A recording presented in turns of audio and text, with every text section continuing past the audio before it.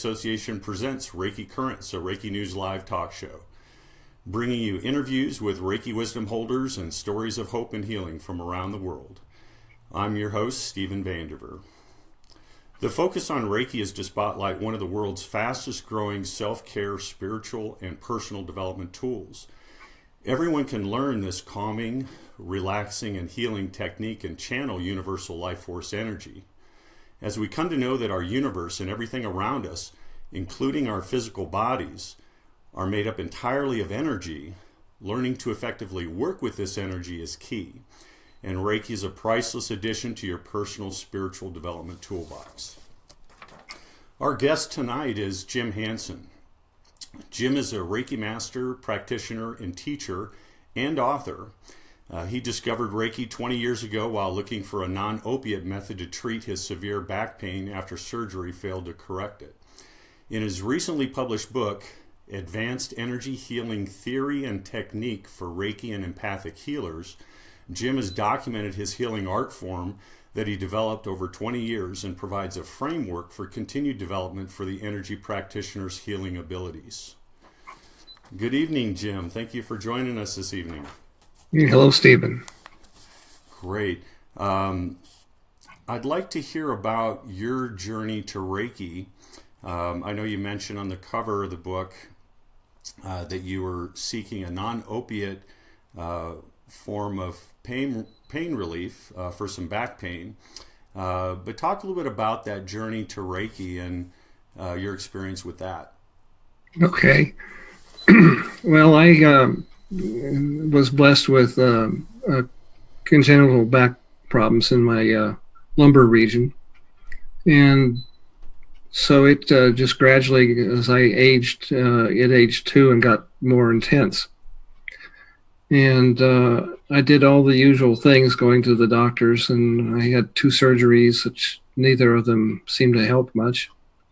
And finally, we started in with the pain clinics, and for about 8 years I was on methadone therapy, which is the same stuff that they give drug addicts, except it's in really small doses. And that worked all right, except it gave me a lot of constipation and drowsiness, and I didn't have much energy. And finally, after about 8 years, I said, this is enough of this. I've got to get off this and find another solution. And about that time, my daughter had discovered a guy that knew a Reiki master down in Massachusetts way. I'm in New Hampshire, by the way. And so we set up an appointment to see him, and I was kind of a ho-hum. How can this possibly work? I don't even know that it does. And but I'm willing to find out. That was kind of an act of desperation, if you will. And it was almost immediately improved over just the first session, and I went for 2 sessions. And suddenly I wasn't bothered with the pain as bad. It was mostly under control, and just ibuprofen was all I ever used after that. So that was where that worked out. And I decided that I ought to look into this Reiki thing because maybe I could improve it. That's an engineer in me talking. And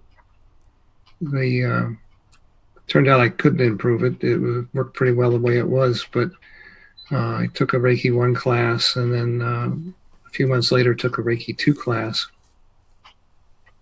And the master that I went to insisted on us doing a lot of extra work. To take Reiki 2, you had to do 25 treatments to other people other than yourself, and a few other odds and ends like that.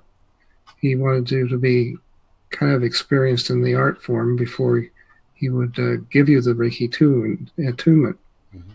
And I was really amazed with the Reiki 2 attunement because all of a sudden my Reiki power seemed to triple or quadruple. It was kind of an unexpected thing. I wasn't told about that at all. It kind of went from there, and finally I decided I'd like to find out what the master business is all about. And I got my Reiki mastered from somebody out in Albuquerque. I can't even tell you who it is anymore because we had a house fire that burned everything up, and we have no idea who I used to know or what I used to do. Wow. All the paperwork and everything is gone. So now, wasn't there a certain amount of skepticism about Reiki and if it would even be effective before you went in for your treatments? Well, like I say, it was an act of desperation. I had been looking at, I decided that the conventional medicine didn't work, so maybe I should look at the unconventional medicine. And I'd gone through a lot of hoopla about various things like homeopathic stuff. And the engineer in me says, well, those micro doses that they're giving can't possibly have an effect. The grams per unit weight don't work out to be effective, at least not in the scientific way. And I looked at some others as well. And so Reiki came up as a possible alternative. At least it was a little more participatory than just buying somebody's pills or whatever. And so, like I say, it was quite a journey. It worked right from the beginning, and without any hesitation at all, I can say that for me, it worked out really well. And trying to explain that is what ultimately ended up with me writing this book that you just mentioned. Right. So really, as an engineer, being introduced to Reiki, this Reiki energies, you probably right from the get-go started formulating your art form, your technology for the book. Well, perhaps I had no idea I'd be writing a book back then, of course. But the engineer in me says, "Oh, what are you going to do?" And he says, "I'm going to put my hands on your body, and that's going to fix you," in so many words. And he says, "Right. We'll see about that." And but at least the effort was made by me to find out for a fact what was going on.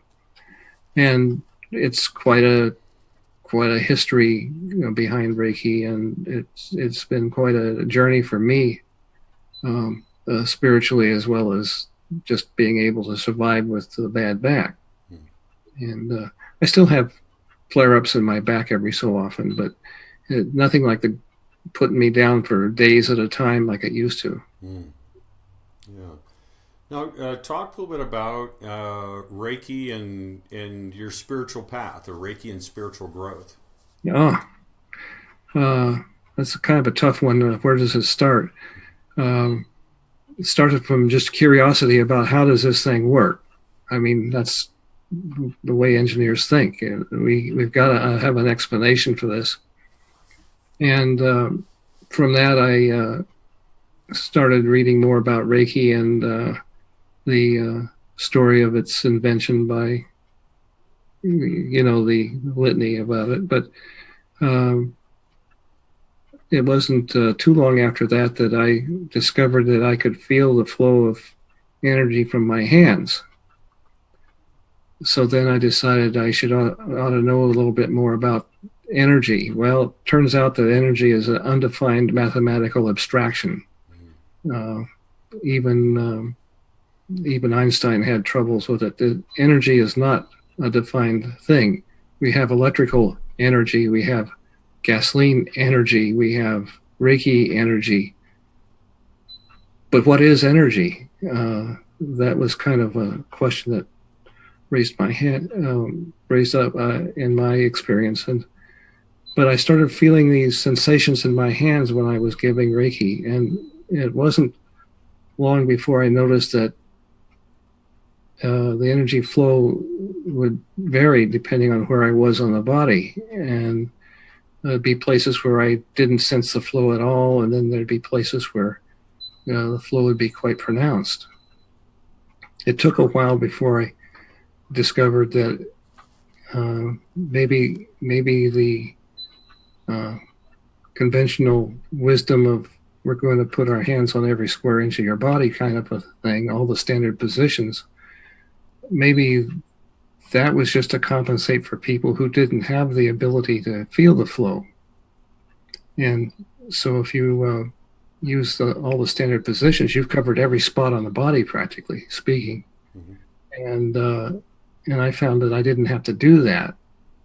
I could get the same effect in a lot less time if I spent time working where the body was accepting the flow. Yeah. And so that's kind of where it started with my path of trying to understand what is Reiki and where does it come from and why does it work and why does it work sometimes and not other times. Mm-hmm. And that's the story of the beginnings of my research. I had to understand why it didn't work all the time. That's a tough one. Right. What amazing healing stories do you have being a practitioner for so many years? Oh, well, I can tell you one that was very pronounced. I was holding a Reiki 1 class, and it was a Saturday morning, and people were coming in, and this guy comes in, and he's blowing his nose and coughing and sneezing, and he had a major asthma attack. Well, not asthma, but pollen attack. It was that time of the year when pollen is active, and for his entire life, he'd just about be knocked out by that. And I thought to myself, how is this guy ever going to make it through the class? Because it would be very disruptive to everybody. But within an hour or two, all that vanished. And I don't know how many years it's been, 10 or 15 years later, he has not had a relapse yet. It's never come back to haunt him. And he's never forgotten it. He's a school teacher, and for a number of times he was teaching a health ed class, and he'd ask us in, and we'd go through our little story about how Reiki works and everything, and then he'd picked out a volunteer to receive a treatment on a massage therapy table that we'd set up. And the idea was, could I find where the problem was? And yes, I could, because I could tell where the flow was, right? So one person in particular had skinned her hip in a gymnastics accident a few days before, and I said, gee, there's something going on over here on your hip. Well, what was that? And she was amazed, as well as the class was very impressed that could happen. And so we gave her Reiki there, and they gave her some more Reiki elsewhere, and she became very, very relaxed. That's what I tell people with Reiki is the very worst that can happen to you is you're going to come out of this very relaxed for the rest of the day. And that's what happened to her, and the class was quite well received, actually. The instructor was very impressed too, but he was the guy that had the asthma or the pollen attacks disappear on him. He was pretty pleased with that. It'd been bothering him since his early teens, and so that's probably the most dramatic episode I've had of healing actually happening. And I suppose other people have other stories as well, but that's mine that I'd like to tell. Yeah, one that you can see like immediately, and it doesn't always work that way. People don't get sick in a moment. It takes time, and so It can take time to heal as well. Well, let's talk about your book. Your book is Advanced Energy Healing Theory and Technique for Reiki and Empathic Healers. I'll have the link on the post for the video, which appears not to be streaming live, but that's another story. But let's talk a little bit about that. You did some research, and particularly in the first chapter, you're talking about some of this evidence of energy healing in I guess ancient history. Talk a little bit about that. The earliest historical aspects of energy healing that I found were acupuncture and also energy healing, much like Reiki is given, that was practiced in the temples of ancient Egypt about 4,500 years ago. Mm-hmm. Acupuncture was slightly earlier, maybe 300 or 400 years earlier, and evidence of that comes through this Otzi the Iceman, the person that they got out of a glacier in the Alps a few years back, and he died from an arrow wound that he suffered. Anyway, he got caught up in this glacier and was preserved for over 4,000 years. And he had acupuncture meridians with little tattoos on them that they had done for lower back pain. And it turned out that he had massive amounts of arthritis in his lower back. And so that indicated even back then, they knew about meridians and where the acupuncture sites were easily found. The temples in Egypt were a little different, and this comes from a book written by Gaston Maspero, I think is his name. Anyway, it's a great big thick book that you can get as a reprint, and this Gaston was a well-respected Egyptologist back in the turn of the 1900s.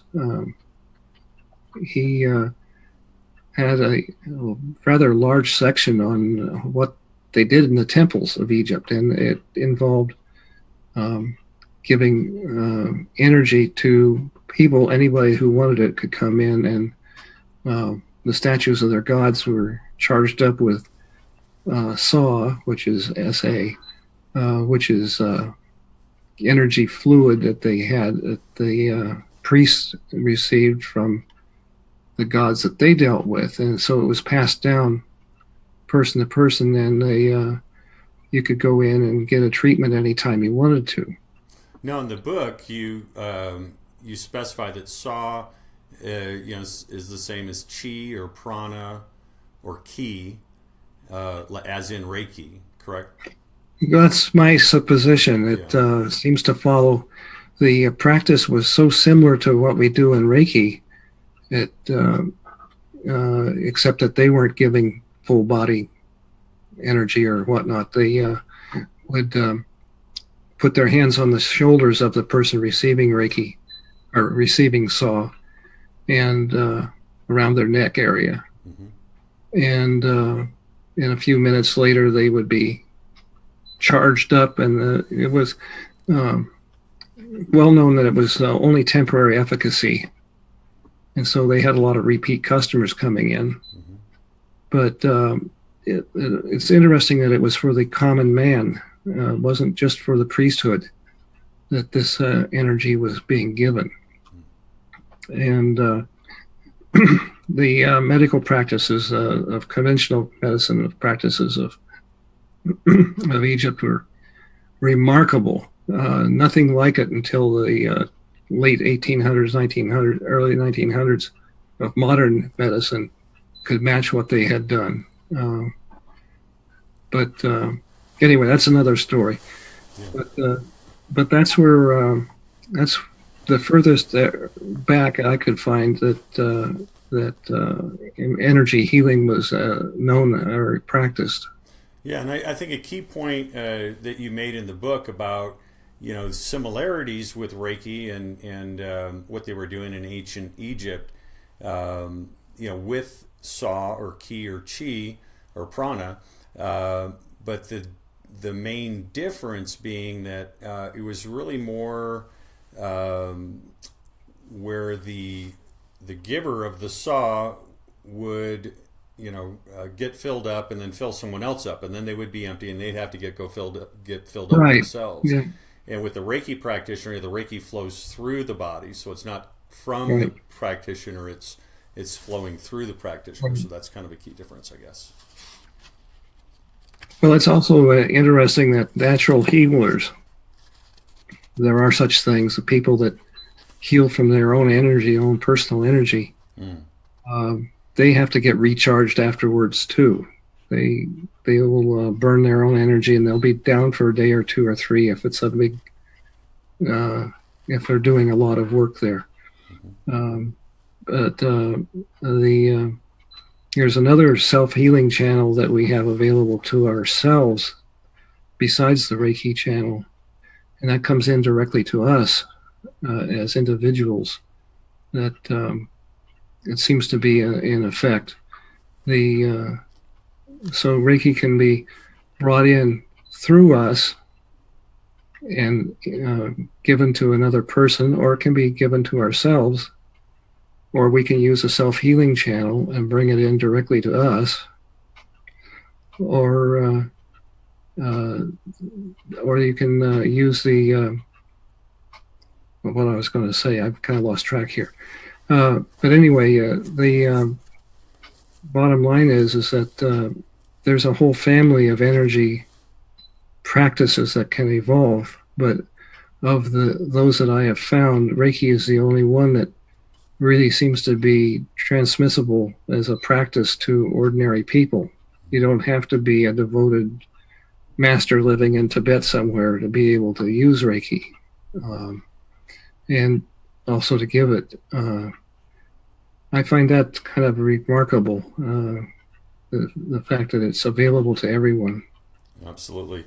Now, in the book, you're really specific, and you outline these, like you say, these different channels, along with the layers, and some of this information, the layers of the aura, for example, and the chakras, and this is information that is readily available in different forms. But talking about these various channels that come in, almost like pipelines coming in to our energy body. How did you come about that information, or being able to describe it in a structure that visually and conceptually can be grasped? Well, the entire book was written by somebody else and given to me to put down on paper. It's kind of a thing where I'd sit down on the screen, and for a half an hour, I'd be madly typing away, and then I'd spend the rest of the day trying to edit it into a readable form. And so a good deal of the book itself the majority of the book itself is something that I received as some kind of, I don't know what you want to call it, psychic insight or whatever. But it came in that way. Interestingly enough, is that I found that all of this information that I received can be reproduced by other people. I can teach it, and the book itself is more of a textbook than it is a light reading book, as you probably found out. Yeah. And it's a kind of a teacher's guide, if you would, onto deeper understandings of what Reiki is and what it can do, as well as other practices as well. Yeah. No, you talk about, I think this is in the second chapter, you talk about, the mind and the energy channels and Ray and third eye and all that. Now, when you're talking about the mind, are you referring to the ego? No. Ego is a byproduct of the mind itself. The mind is what you typically think with. That's where your thoughts come in. Your mind is not your friend. I've made that out pretty plainly in the book. Is it the ego aspect of the mind, or the well, it's the mind is the thing that tells you you're not perfect, and it criticizes you, like you do something that's wrong, and it says, "Oh, you idiot." I mean, how many times has that happened to you? Or, well, what did I do that for? And it's kind of a critical thing. It kind of keeps us in our place. And it also interferes with us being able to meditate properly. It's something that you have to constantly keep under your thumb, or otherwise it gets out of control and disrupts any kind of meditation that you'd like to have, or communication with whatever else you're communicating with. Yeah. So the mind is an artifact of the biological part of us in competition with the spiritual part of us. Absolutely. Talk a little bit about these channels and the channels in the ray. Could you explain that? Well, it's explained the best I could explain it at the time. There's the non-physical body is, my understanding of it is that there are 7 layers. The furthest one out is the non-physical layer, which is the hardest one to detect. But as you go through them, you can actually pick them up with your hands, and once you learn to accept the sensations that you feel with your hands as you go through them. These layers are kind of a screen, if you will, to separate you from the rest of the non-physical world.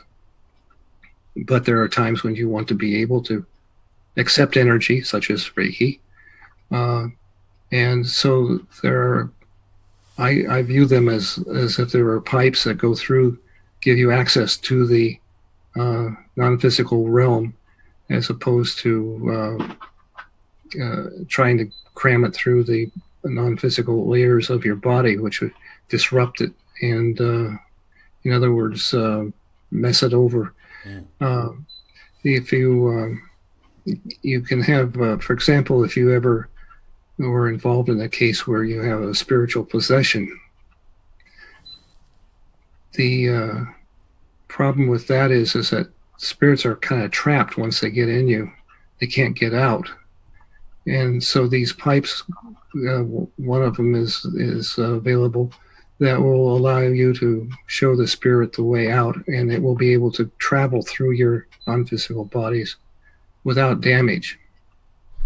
And it takes a little bit of understanding about how to do this, but it can be taught to anybody with Reiki 1.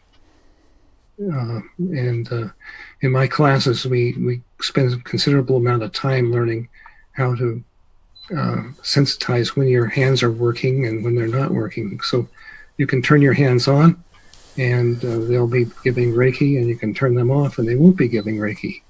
And learning to separate when they're on and when they're off is part of the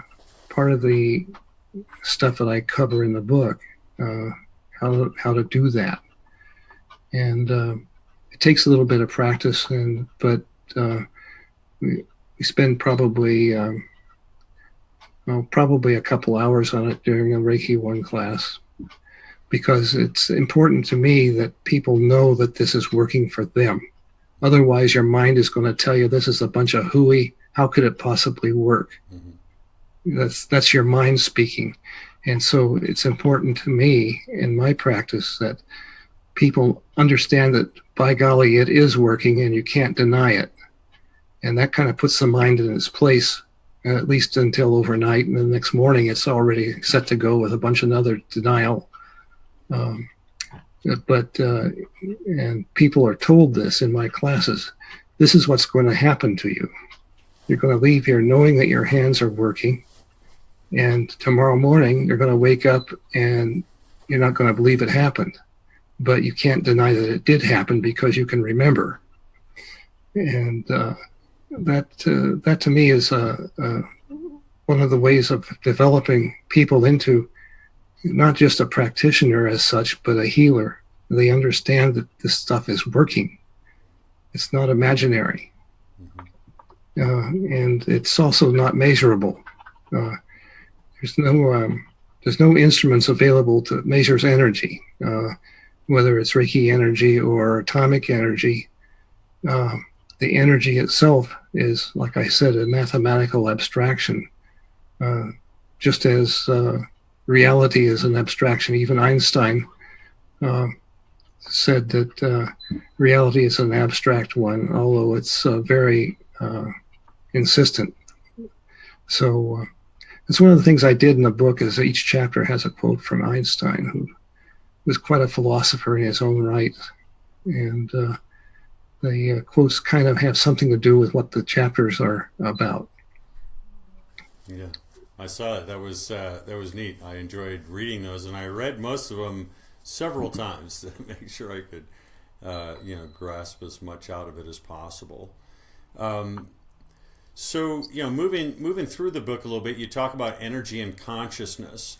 One thing that struck me here was a recent interview I saw with Elon Musk, and he basically said that he's not convinced that we're not operating in a hologram. Yeah. So I thought of that in this chapter. Talk a little bit about that, energy and consciousness. Okay. Consciousness is an undefined term. If you look up consciousness in a dictionary, it will give you awareness as one form of consciousness. If you look up awareness, it will give you consciousness as one of its alternative definitions. In fact, if you get to a dictionary and look up a word and look up the definitions of that word, usually by the third iteration, it will refer you back to the original word. So our dictionaries are just loops. They're not really telling us anything. Words are shortcuts for ideas. And that's where that comes in. It's consciousness is an awareness of oneself, but we don't really have a definition for what awareness is other than consciousness. And can you say that a stone is unconscious or conscious? Well, at what spiritual level do you want to examine the stone at? And you find out that eventually practically anything that you can name has a consciousness at its own level. Interestingly enough, there are levels of consciousness such that we are not aware of a conscious level above ourselves, but we can explore the consciousness levels below ourselves, such as in animals and pets and whatnot. You'll find that you can become aware of them, and they can be aware of you at the physical level, but they don't really understand you at the consciousness level. It's a difficult concept to put into words, and we could spend all day on that if we wanted to. Right. Well, you also in the chapter, you're talking about this symbol. Now, I reread this portion as well as symbolic thinking a few times, and so trying to wrap my brain around that. Could you talk to that, the symbol? What do you mean by that, and Sure. Symbolic thinking? The conventional idea of a symbol is something that represents something else, like a badge on a police officer represents the law, in so many words. But that's the modern definition of symbol that really doesn't apply to what we're talking about. The original Greek translation of a symbol was that a symbol was two parts that are thrown together to make a whole. And so our physical selves are symbols of our non-physical selves. And put together, that makes the whole entity of who we are. Beyond that, it gets pretty murky waters if you want to dig into that. That's a heavy philosophical concept. But the idea of a symbol being a representative of something is not what we're talking about when we're dealing with the metaphysic. Okay. Well, I was reading a little bit about the symbolic thinking, and you did talk about that. So are you putting that out there as, something to work towards or to learn how to do, or just to show the contrast between how we do think and how that's different from the symbolic thinking? Okay. Early forms of human life didn't have this rational thought capability. That didn't really show up in any kind of force or whatever until writing had become available to us. And rational thought demands a comparison of anything we talk about. In the book, I say, well, if you see a white ball, your mind immediately comes up, well, there must be a black one too. It's kind of a yin and a yang kind of a thing. Rational thought is very insistent on having an identity. Besides what you're looking at, there's an identical opposite. This gets in the way of a lot of free thinking, because until you can visualize things as all in one, in other words, how do you describe balls? There's red ones and green ones and black ones and white ones. But when you become more symbolic in your thinking, you can see a ball without counting them, without knowing how many there are. And that was kind of the way thinking went when we were running around as early people before we had civilization.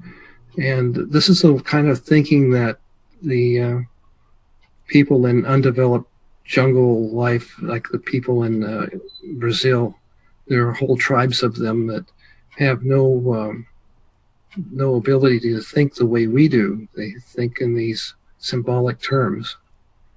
It's a concept that's at once interesting and also kind of terrifying, because it shows that there's many ways of thinking. There's more than one way of thinking, and the symbolic thinking is just one of them. We don't use that much anymore. It's difficult to turn off the rational mind because it is the mind, and it's the one that controls how we think most of the time. Yeah. Great. Well, I want to jump over to, you talk about crystals, and you talk about crystal grids and crystal machines, and it's understandable in the book that this was clearly something that you investigated and tested and really developed some techniques and some findings here. Let's talk about that. Okay, well, I decided early in the game that this business of crystals was a bunch of hooey. And how could it possibly have any kind of bearing on what we want to do as healers? What I discovered when I decided to take up and look at these crystals, and we're talking now about just standard old crystals you can get at a mineral store of some sort. It turns out that those things can allow you to make, the RAND group calls them crystal grids, and I call it a machine because it's a machine that we're setting up. But they have the ability to store energy and also to convert it. Most people find that their Reiki is effective better at one thing than another. Some people work better with pain, some people with depression, that sort of thing. I found that you can use crystals to change your kind of Reiki into another kind of Reiki. And I discovered this by having a problem giving a glass of water Reiki, because I can sense using my hands, I can sense the Reiki that's in water after you've given it to it. And I discovered that it wouldn't work very well at all. Taking a glass of water and putting your hands around it and giving it Reiki doesn't leave much Reiki there when you go to feel it, sense it with your hand. Mm-hmm. Well, I found out that if you run your Reiki through a crystal, and your intent is important, that this Reiki that you're giving will go into the water, suddenly you can fill up a glass of water with Reiki in practically zero time. And that was kind of the beginning of my exploration. It was accidentally discovered. It wasn't something that I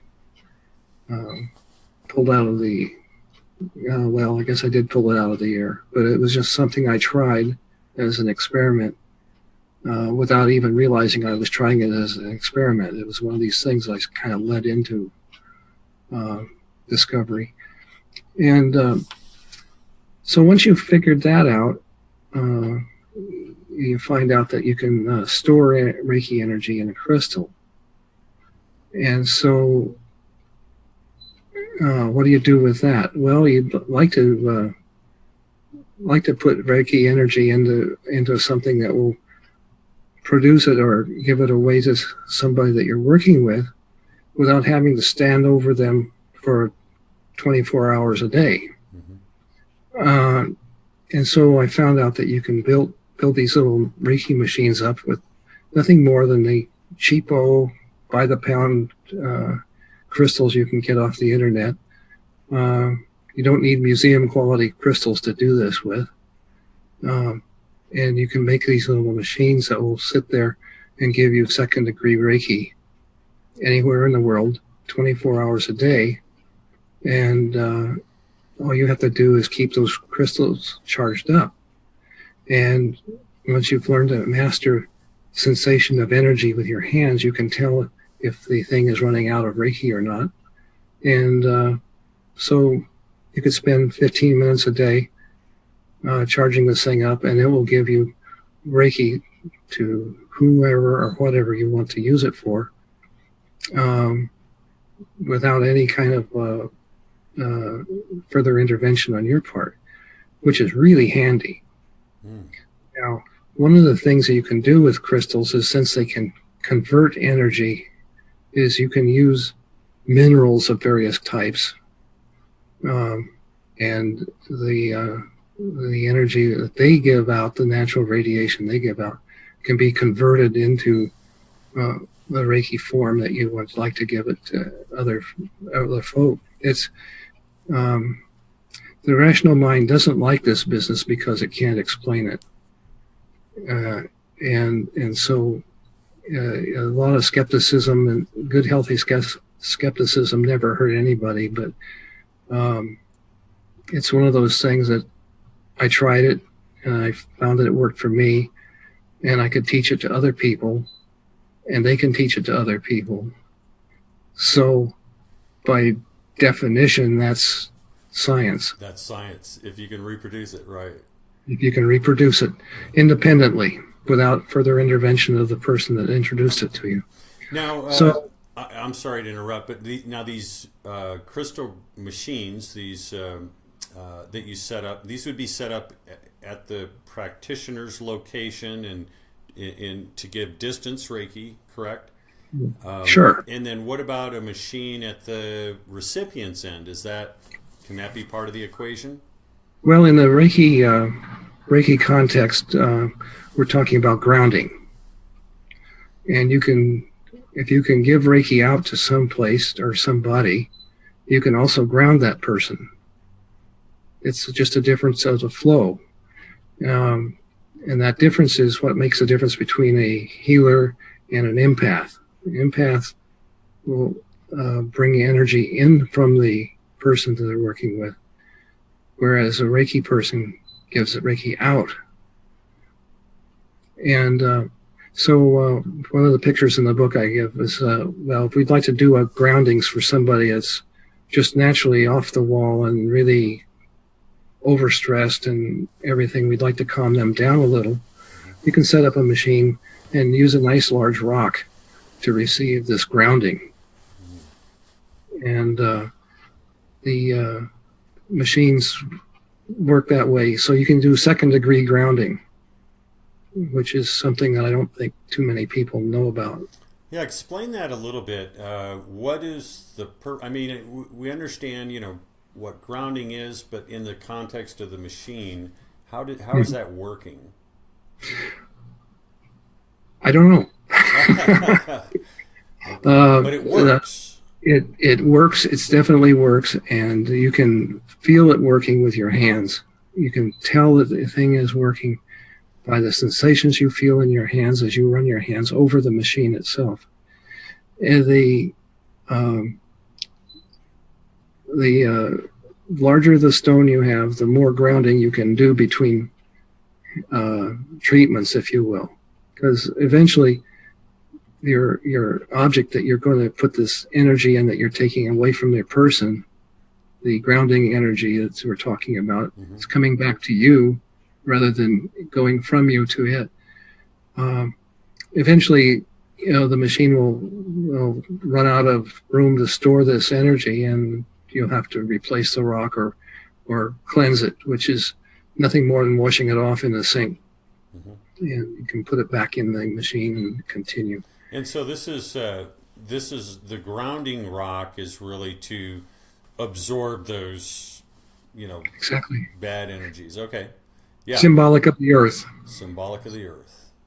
God, yep. That's great. Now, in one of the explanations about the Reiki machine, you were showing double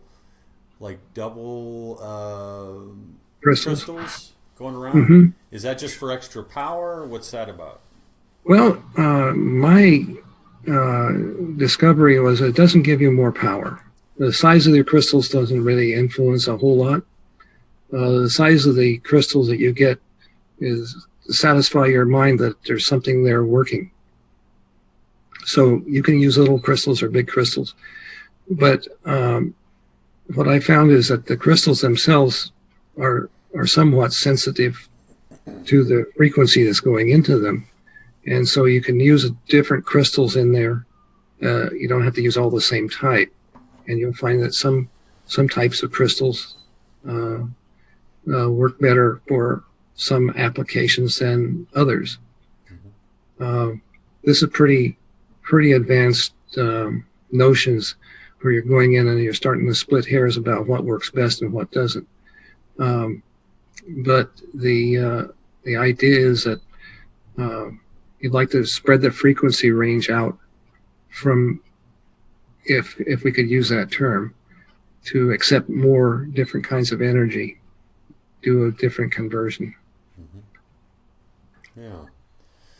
And then talk about the elixirs. That's the first I've ever heard of the elixirs.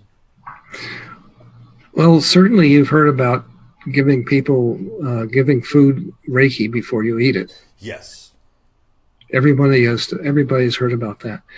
So what is an elixir? Well, it's a liquid form of food. And you can use plain water, which works well. Or you can make something that's tasty, like soda water or soda pop.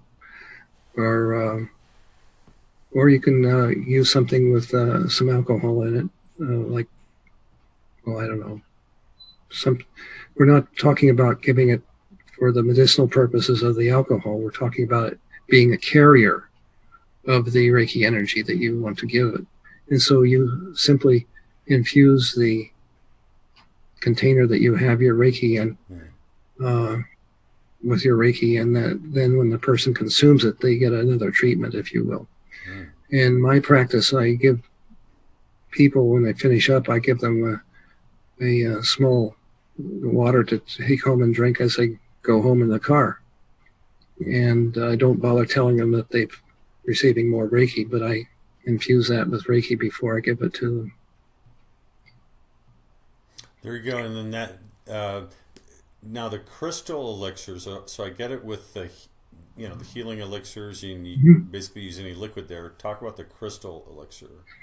Well, the crystal elixirs are I think we're referring to mineral based elixirs. Different minerals have different frequencies, if you will, of effectiveness. And so you can, if you get a mineral book out there, they'll be talking about making some kind of a elixir-like thing by soaking the crystals or the minerals in water, sometimes under moonlight, other times in bright daylight. It depends on which book you read, what is best, what works best. Well, if you use the minerals as a source of your Reiki and run it through a regular crystal, you can end up with Reiki-like energy. And if you soak the crystals in the water, you're going to get something that has to do with the crystals or the minerals themselves.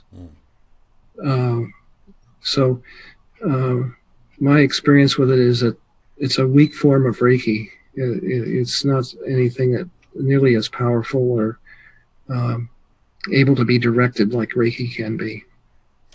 Right, but it'd be good to have around in the environment. It's beneficial. Good to know. Yeah.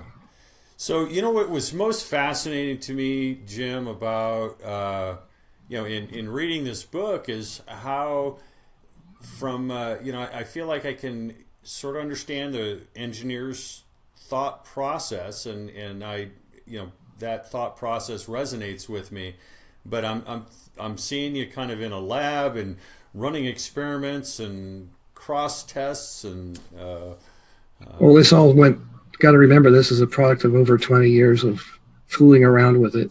Right. But what would you like Sunday morning you get up, have your coffee, go down to your laboratory and put a couple hours in? How would you do that? Nothing that romantic. No, the crystal business came about as a result of me wondering, is there anything to all this crystal stuff that you hear about? And what better thing to do than to give crystals some Reiki and then see if they stored it. If you give something Reiki, you can sense that they have it, and it will slowly dissipate.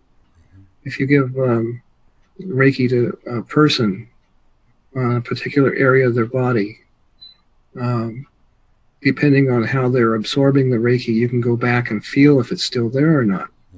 If it would like some more Reiki, you give it more Reiki. And so this is all just empirical fooling around with me. It was somewhere along the line I got directions to try things, and some worked, some didn't. But what's in the book does work, and you can reproduce it yourself. Yeah. And the book is written in a I wouldn't say technical way, but it's a non-nonsense book. It directs exactly how to do this, and then it's up to you to make it work your way after you discover that it does work. Yeah.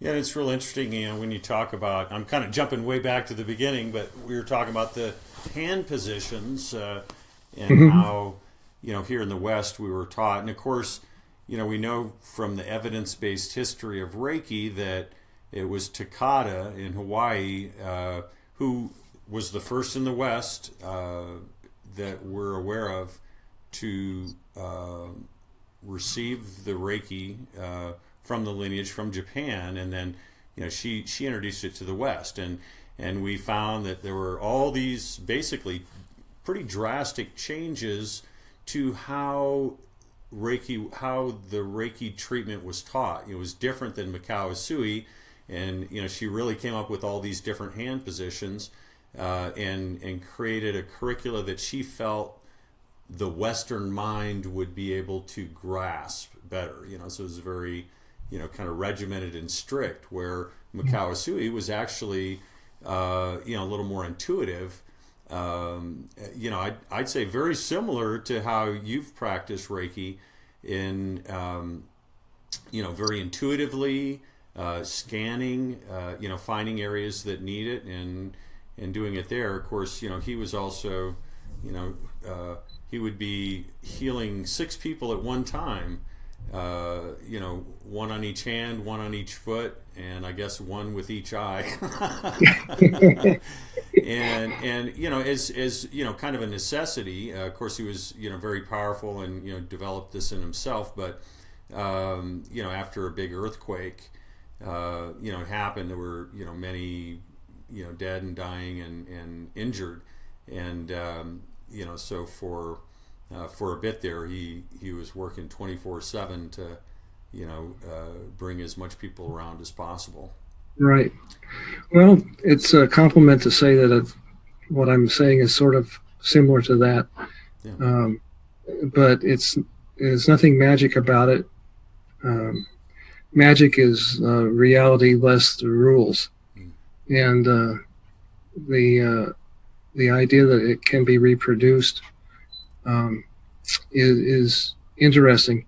But the whole start of this whole business in the book is being able to sense the flow of Reiki in your hands. Yeah. And it all starts with that, and that's the all-important thing. And like I say, I always teach that as a part of Reiki 1 classes. I do 2-part Reiki classes, the Reiki 1. So we do the attunements and everything in the first meeting. And then a couple of weeks later, I ask them to come back, and we go over what they have done and how they have discovered it, and see that their hands are still working, or that they're working. Interestingly enough, some people can't sense the flow of Reiki, but they will be so powerful that they'll start sweating when they're giving it. So they tell me that they can't feel it, but they're sweating. I don't understand that. Is there anyone in particular you might be referring to here, Jim? Well, my wife is in that category. But her Reiki is very physical. For people with a physical aches and pains and that sort of thing, her Reiki is particularly effective. And but she insists that she can't detect it. But I think that she isn't. She's thinking it must be something else. It's like a bolt of lightning or something she's waiting to be struck with. But that's not the way Reiki works, at least not for me. Right. Yeah, I know for myself, I felt it particularly with Reiki too. I could feel the energy coming out of my hands, and then just practice, I could feel various parts of the recipient's body that would be absorbing the most, and things of that nature. But I really love the kind of the structure you put around how to start sensing right from the get-go, sensing the flow of energy, and then from there you can utilize that skill to further develop. Right. One of the more interesting things you can do with it is to make a Reiki ball. And if you turn on both hands and have them facing each other and start giving Reiki to each hand from the other hand, you can start feeling a little springiness to them if you move your hands back and forth towards each other. And you can continue to give that Reiki for a minute or two, and then you can start stretching the ball out. And pretty soon you have a ball the size of a basketball. And you can continue doing that as far as you want to. But some of my students make it big enough that they can get inside the ball, and that's how they go to bed at night. And I can't imagine them doing that every night, but it's one way of giving yourself a lot more relaxation at night. If you're having trouble sleeping, you can do that to yourself, and it's a really a fun kind of way to play with Reiki. It's another. You can't do that if you can't sense it in your hands, and so we make sure that our students are able to sense that and make a ball. And they're really amazed. Most of them are really amazed that it actually works for them. Absolutely. Well, thank you so much, Jim. I really appreciate you being on with us this evening. Again, everyone, take a look at Jim's book, Advanced Energy Healing Theory and Technique for Reiki and Empathic Healers. A lot of great information in there, and I'm sure we'll have you back again soon, Jim. Thank you so much. Thank you. Good night. Good night.